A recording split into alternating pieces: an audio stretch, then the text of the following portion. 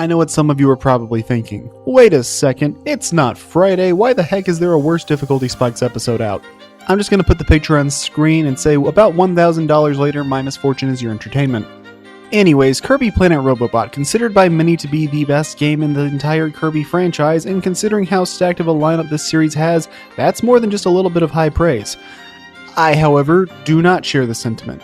It has some great levels and solid theming throughout the entire game, with a far more upfront story than most Kirby games. But at the same time, I think it has one of the weaker boss lineups in the series, and by the end of the game, I was just kind of wanting to get the game over with on my first playthrough.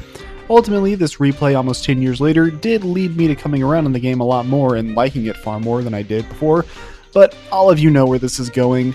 Up to this point, I've kind of refrained from having final bosses be the subject of episodes most of the time, but that's not the case today because Kirby Planet Robobot is a very, very easy game to beat. And then you get to the boss fight against Stardream Solo S, which is one of the hardest bosses in any video game.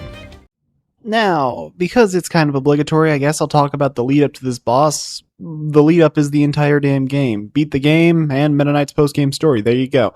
At the end, you unlock the True Arena, which stands out from the other True Arenas in the Kirby series because it sucks. You just have a random copy ability, and occasionally the game will give you a cherry or something every few rounds. And at the end, you get a Pep Root instead of a Maxim Tomato, which means there's no full heals present in this True Arena, and instead of having a batch of resources you can choose to ration, you only have minor heals given to you at predetermined points. Now, granted, most of it isn't that bad because Robobot is a pretty easy game, but keep in mind this will likely take a good 15 to 20 minutes to get through, and we want to keep that in mind because that's the run back to the boss fight itself. So, Stardream Solo S is a boss with 4 separate health bars and roughly 9 phases between all of them, but the boss itself also lasts longer than the rest of the True Arena combined. Now, as a positive, I think the presentation of this fight is excellent. The boss looks amazing visually, the sky looks beautiful, and the Solo S has one of the best boss themes in the game. And I should mention here now, unlike a lot of other entries on this list, I actually don't hate this boss, for the most part, but we'll get to that. But despite this being the culmination of everything, this boss fight does very little to actually prepare you for this true final battle. For one, out of the 4 health bars, 3 of them have no relation to the main gameplay structure whatsoever. Kirby games are side-scrolling action platformers with a ton of different copy abilities. This boss battle is Star Fox. It looks awesome, but this game is operating on completely different mechanics, and even if you are a frequent player of Star Fox 64 or Star Fox Assault, no bosses in those games last 20 minutes long. Hell, barely any stages in the entire Star Fox series even last 10 minutes. But we're getting sidetracked. The first 2 phases against Solo S are far and away my favorite parts of the boss fight. He's got a lot of attacks like laser beams, charging across the screen, missiles, and a bit of teleporting, and summoning out invader armors to act as little mines as well if they go on for too long. It's fairly fast-paced, but it's fun, and it is still a warm-up phase. However, the kid gloves come off when he reaches phase 2, having all the same attacks as before, but now he's opening everything up with a meteor storm that can be pretty spooky. My best advice is to have confidence that your gun is doing enough damage to destroy the meteor before it hits you. It's basically a game of chicken. And be ready because he always sweeps a laser beam across the screen that can hurt you, but it's also guaranteed to destroy 3 meteors that can give you an easy way to build up your charge shot. Keep that in mind, it will help you out a lot. But don't blink, he's also got a data cube barrier, and scariest of all is his heart shield. Now, what's so scary about the shield? The fact that it combines with his charge attack when he flies across the screen, so you need to bait him to the edges of the screen and quickly move to the opposite end because it takes up so much space that you're not going to dodge the charge attack without pixel perfect positioning. And let's be honest, you're not going to maintain that for 20 minutes straight. And that's to say nothing about the twin laser beams that need to be avoided as they start spreading out and slowly closing in. And don't get me wrong, I love this part of the fight and it's the highlight of the entire game, in some cases. Unfortunately, we still have 3 more health bars to get through, and I don't have the same goodwill towards those parts. Now, the Access arc isn't terrible, but it's probably my least favorite part of the fight. Kind of. It's a very long fight, and his health bar has 4 separate phases to chunk through. Phase 1 isn't too bad. He's gonna start by sucking in meteors, but oh no, we don't have a break in this game. Well, this is Star Fox Adventure, so we just barrel roll to safety. Before dodging the meteors, his spitting back out at you, as well as any air blasts you can roll through, and the gigavolts he summons, which act as the only way to gain some charge ammo at this point. Just watch out for his fucking sonic spin dash that covers 95% of the screen. What the hell, game? Phase 2 is honestly much easier, as he opts instead of just use missiles, which are pretty easy to destroy and dodge, but he also starts using a lot more stally things like his teleports between every attack, usually some air blasts thrown in for flavor, and he's also able to start using the HAL shield, which blocks your bullets, but ultimately, this part's just here to be patient. This phase isn't too bad. Phase 3 has him continue with the HAL shield before attaching 4 limbs and turning into Gorgon from Star Fox 64.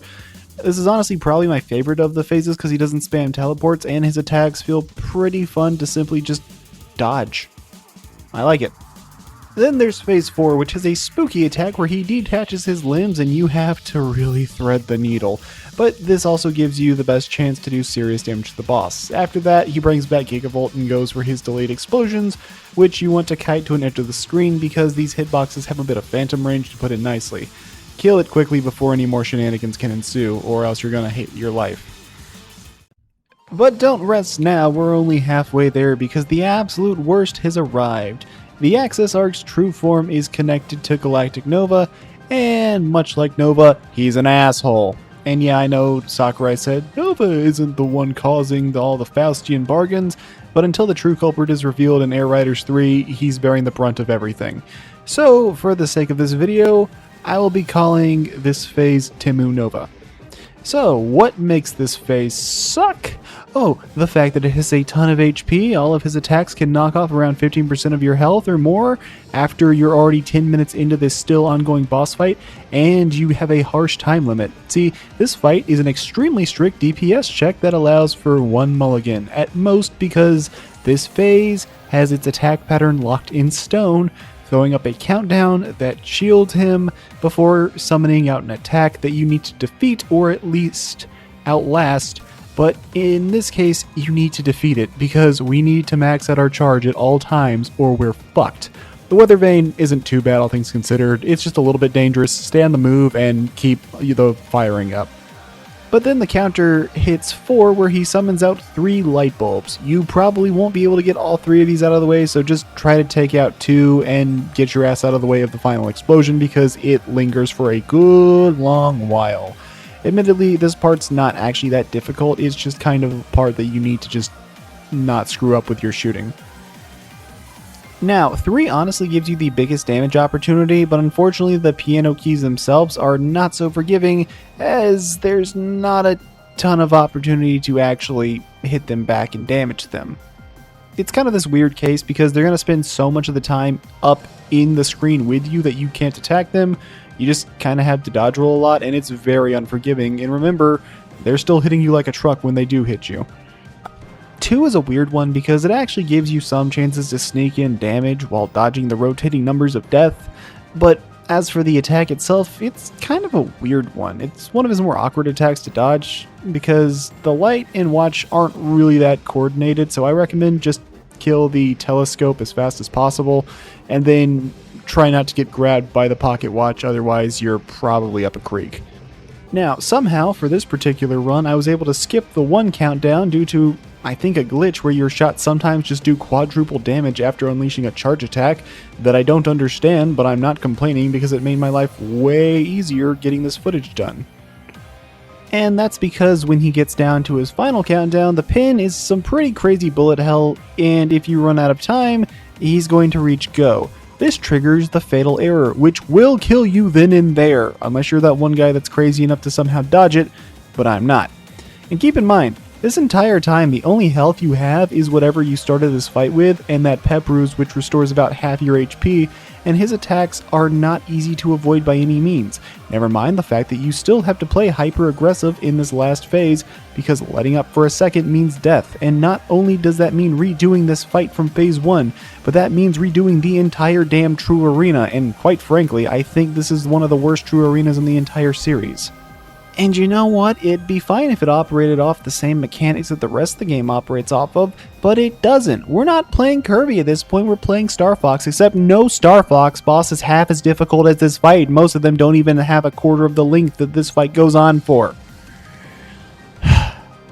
And guess what? There's even more. We're still not done because the boss has even more up its sleeve. Welcome one and all to the brand new 4th health bar against the Heart of Nova. And yes, of course I cheesed it out with Archer. What do you think I am? Someone good at video games? Hell no.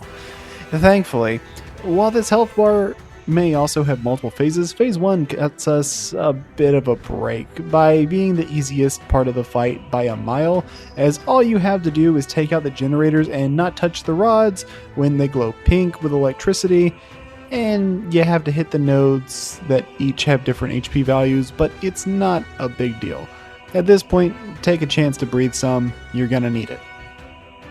And you need to be ready because when he drops to about half health we reach phase 9, where the heart rips itself out from the Dan core and starts attacking you in the Kirby 64 arena.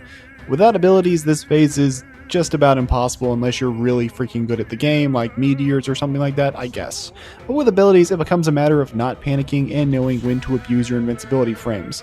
I may love Fighter Kirby, but this should be tackled with Hammer or Archer to preserve your sanity because you need iframes and you need a large amount of damage.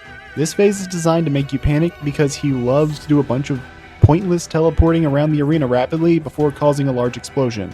It's a lot to take in, and your nerves are going to be at an all-time high because death here means not only restarting from the beginning of this fight, but restarting from the very beginning of the true arena. The biggest thing to watch out for is the cutter. It always fires out twice, and his explosion after the magnetism attack.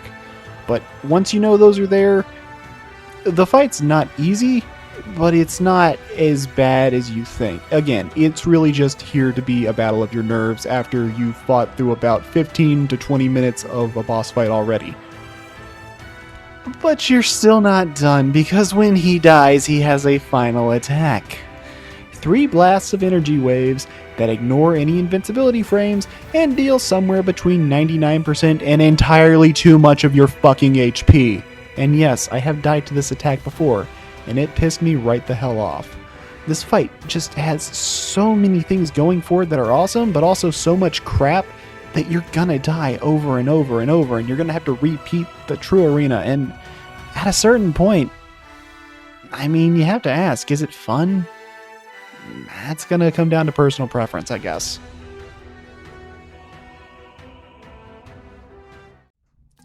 Kirby Planet Robobot was a game I got as a birthday gift back in 2017. I was really excited to play it. I loved Superstar Ultra, Return to Dreamland, and Triple Deluxe, and Kirby was one of my favorite game franchises, and hearing repeatedly that this game was the best of the bunch had me hyped to play it. And for the first few hours, yeah, I was having a blast. But whether it was due to fatigue or some other reason, I felt myself enjoying the game less and less as it went on, and while there were still some parts of the game where I was having fun, around World 5, I was just wanting the game to be over with, to the point I stopped even trying to nab the collectibles, and wanted things to just be done. Then, a family member passed away 2 days after I beat the game, which, yeah, wasn't the greatest, that certainly didn't help matters. And after that, I remember I had beaten Meta Knight's story and unlocked the true arena. But after bashing my head against it a few times, unfortunately, I had multiple points I got to the fatal error attack, and it took me out from 80% health to dead in less than 2 seconds. At that point, I gave up. I didn't play the game again, and it would remain that way for 9 years, with me having a really negative opinion on this beloved game. But with me finally being able to record 3DS games and having a blast with the likes of Triple Deluxe, I had the feeling of wanting to give Robobot another go, and I'm glad I did. Now, I don't agree with it being the best Kirby game at all. It's not even top 3 for me, but the levels were creative. It had strong theming, and the story was much more direct than the average Kirby game, which, admittedly, yeah, that does help things. And I gotta be honest though, the boss fights were still pretty weak, and I wasn't too big on World 4 especially. However, the game was very easy to the point when 100%ing most of it, it only took me 1 or 2 tries to get through things, 3 at the absolute most to collect everything, and I don't know. Maybe it was the simple fact that my skill was improving. I had a much better mental health than I did as a teenager, who'd have thunk. But I don't know. I still had a good time until I got to Star Dream Solo S.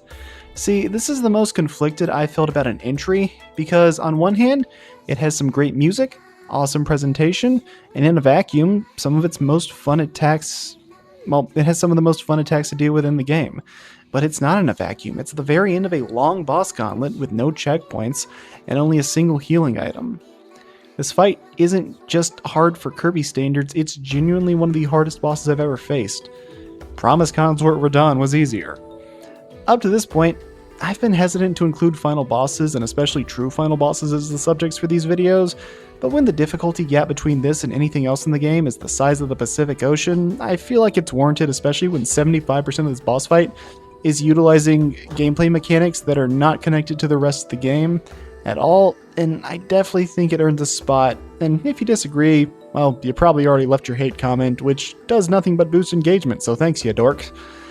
Anyways, that's all I've got for this video. If you want to see more content of varying quality, consider liking, subscribing, and hyping the video, and I'll see you all next time. Until then, take care.